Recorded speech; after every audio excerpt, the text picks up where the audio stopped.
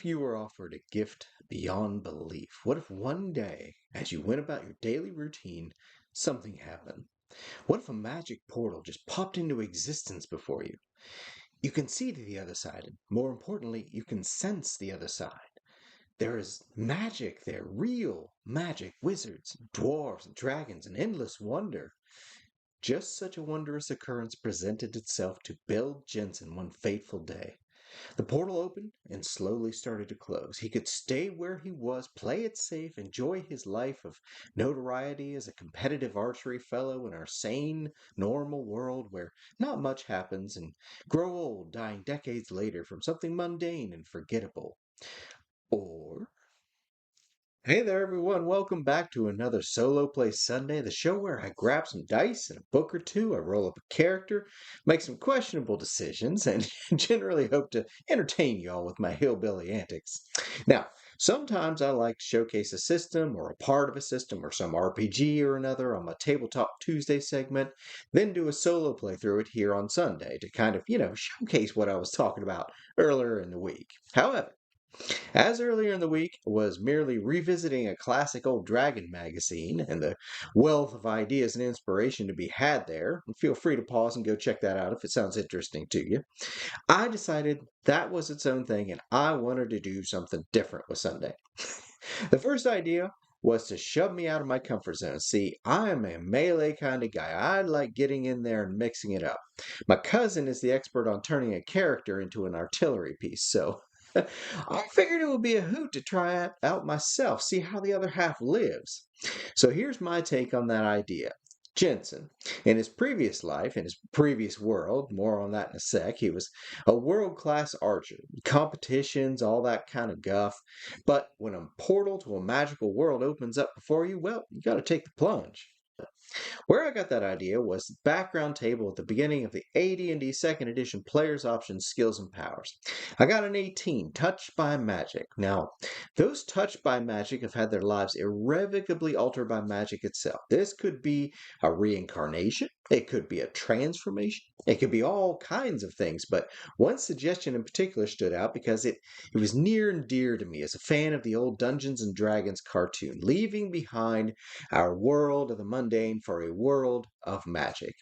This is a wonderful thing. More wonderful was when I rolled him up and I got that 18, which went straight into dexterity. Bumped up his aim a point more than balance, figured that made sense, made some minor tweaks to his other stats, but nothing noteworthy. No, old Bill is just an archer from our boring old world. For racial options, I leaned into the concept even more with attack bonus, 5 character points right there, and set it to longbow. Class options, I took a weapon specialization, obviously, to push the concept more. However, I also limited his armor and gave him some ability to move silently and some tiny spell resistance. I figured if magic brought him here, maybe he's resistant to magic. Who knows? For kit, sharpshooter was the obvious choice with this concept, and for proficiencies, I just leaned into what I felt this kind of a guy would have. Again, pushing the archer concept. One thing to note is that I did not lean into the whole ranger thing, which is what I assume most players go for. If you're going archery, why not go down that road? No, I wanted Bill to be Amazon basics, no frills, because that's precisely what I wanted to illustrate in today's episode. How the other half lives, how the archers among us function without the idea getting bogged down in extra fluff like favored enemies and dual wielding and all the animal stuff. All this being said, once Bill had his bow and his arrows and a sword at his side, he had precious little left over to buy some decent armor, so he's stuck with the starter set of leather armor. He's going to be a lot easier to hit in melee than most of my other characters, so I'm hoping his archery takes care of things before that happens.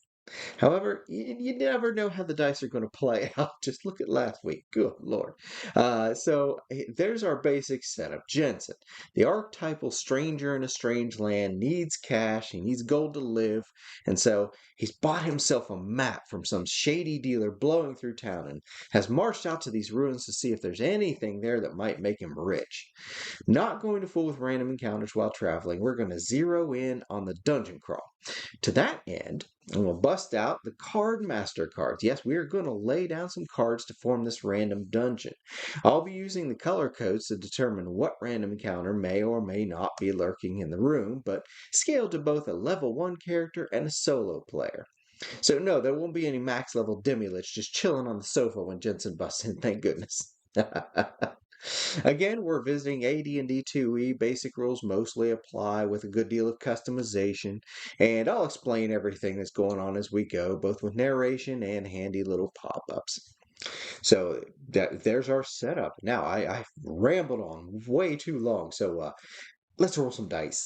All right, we've got everything ready here now. As I said, we're going to be employing the Cardmaster set of cards. These are well, I did a video on them on my old channel, my previous channel, Gen X-Men 75. I can put a link in the description below so you have some idea what these do. And basically what I'm going to do with these is use them as kind of like almost like an oracle. I'm going to have them play out what are the rooms. This is a level 1 adventure, so it's not going to get too crazy. Of course, we have the little custom dice box we got at the mall there, Grand Central Mall, Vienna, West Virginia. We got all our stuff here ready. Now, well, I guess we might as well just dive into it here. Okay. So Jensen, he has his map. He bought his map from a local peddler for, we'll say a gold or two, because he ain't got much money. And he has found the entrance to the mega dungeon or whatever you want to call it. Well, some legends say it changes every time you go in. So his first, okay, we have a corridor. A very simple Amazon Basics corridor. As you can see, his color code is green. We're doing green, or I'm sorry, we're doing blue, green, red. Blue is first level, green is second, red is third. Hopefully we don't get too much red. Now, there is a chance for wandering monsters, and we are going to see, okay, are we pulling from the deck at the very first room, and we're setting the difficulty on a 1d10. 1, 2, or 3 indicates something's in there. So he comes in here as a 5. This is an empty room, so he's safe. So here's our little Jensen thing. He comes in he forces his way into the first room. Door's all rusty and such. And he moves to the second door. And you know what? We're going to ask the Oracle. Oracle, is this door stuck? It rolls a 4. It says yes, but not severely so. So good old Jensen's going to make his first D20 roll of the game. We're going to make it a basic strength check. This does not require open doors, as it is not locked or stuck in a severe way. He just needs to push it open. And he rolls a 12, and that is below his strength score if we're going straight strength. But if we're also dividing into stamina muscle, he's stamina 14, muscle 12, he still makes it. So yes, he forces the door open. So we move on to our second room. Oh, we get a level 1 corridor. So he's in another corridor. Is there anything in the room? A 7 says no. Okay, we got another empty corridor. So he's going to move to the next door. I'm not going to check for stuck doors every single time. It get kind of tedious and boring. So, and here we go. Okay, so this was a blue corridor. We're going to match it up with this blue entrance here into this room. As you can see, we've got a well in here, and we've got an icon here. So we're going to say there's definitely something in here. This is a green room.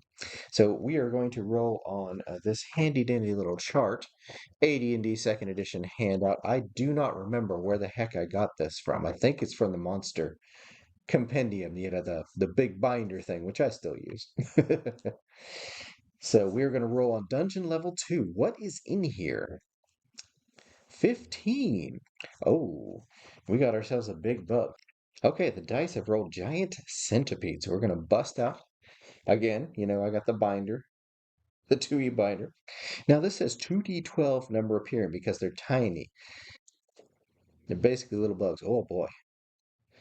Oh boy, we got a dozen. We got a baker's dozen of these things. 2 hit points apiece. He's at the doorway here. He has not moved into the room.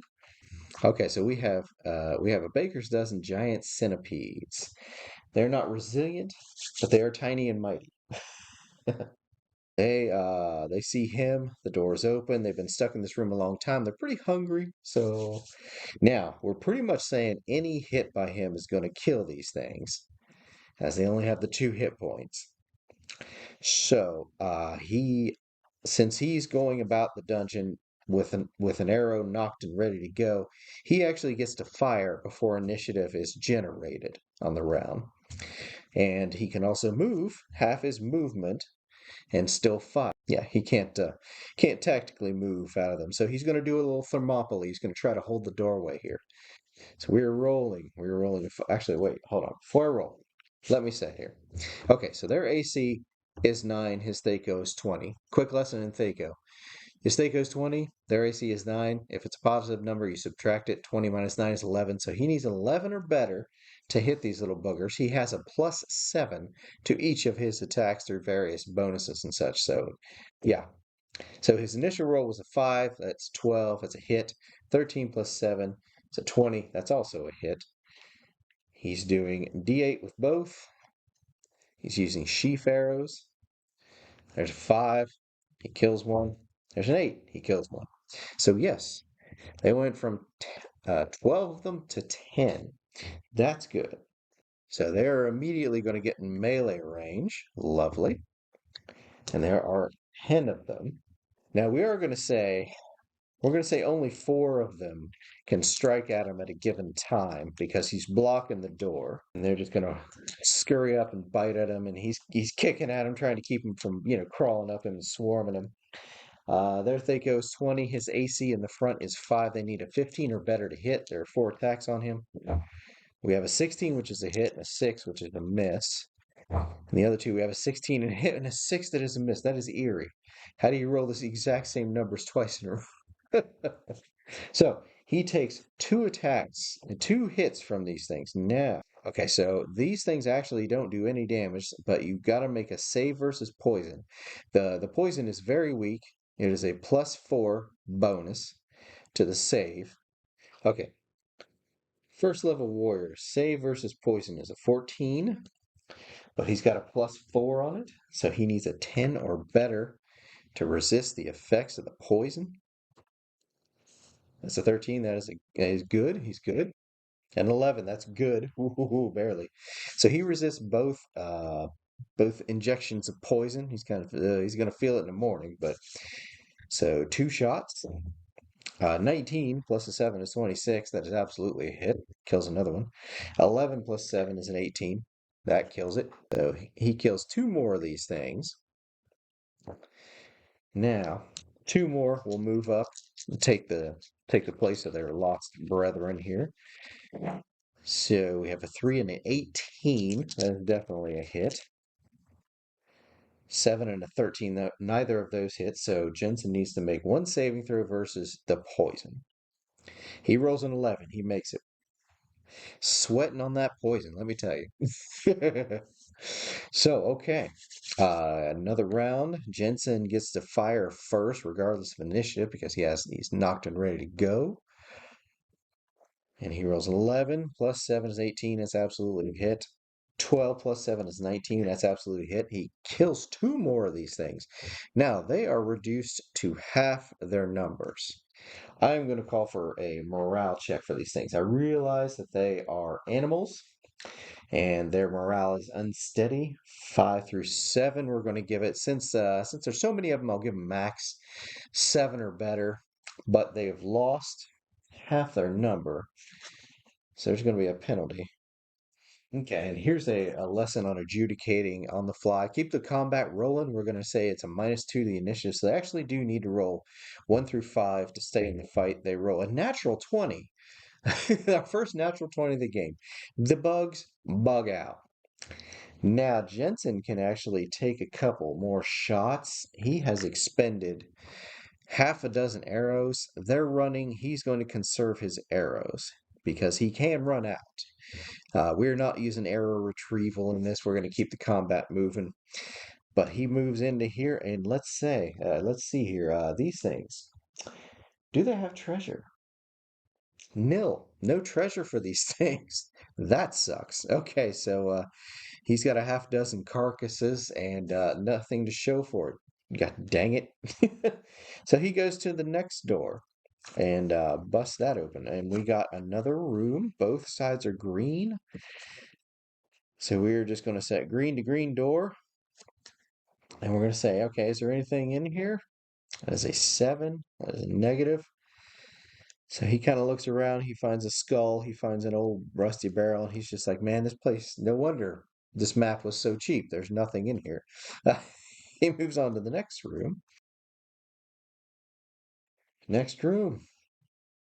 Aha. Now here we go. Okay, okay. So I'm going to say it curves around and we open to another room, and this has a bed and a chest in it. So we're going to absolutely rule that there's absolutely treasure in this room. But also, we also have the monster icon here. So there's absolutely a monster. It is green, so we're going on dungeon level 2. So we're going to roll a d20. And what do we get? We get a 3. Okay, so we have encountered a giant toad. Now, normally you're going to have giant toads are going to be D12 of them. However, these things are kind of beefy. So, since this is solo play and it's a small room, we're all going to say that there's one of them in here. There's our giant toad icon. Oh, well, he's not beefy at all, to be honest. But we're actually going to say there's D3 in here. There's 2 of them. There's 2 giant toads in here. So oh my. The other one's pretty tough. Okay.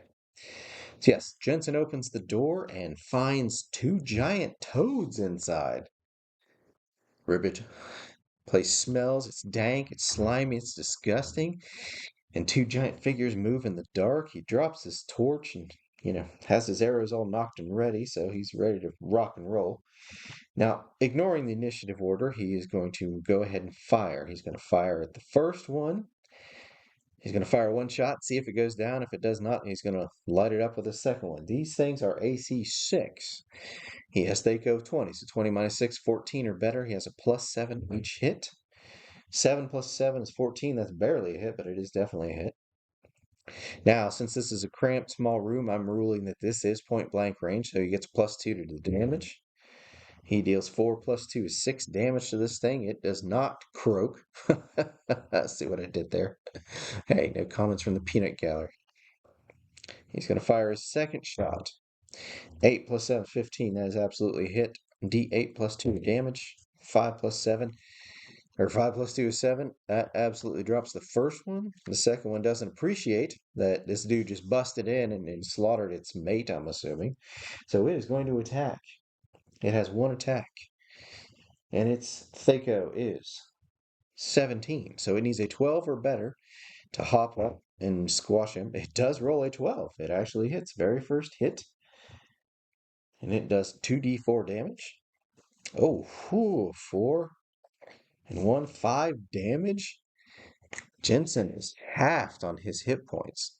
Now, one rule is that if a character takes half his hit points and damage straight out the gates, you roll System Shock to see if they live. I don't do that in solo play because you've only got the one character.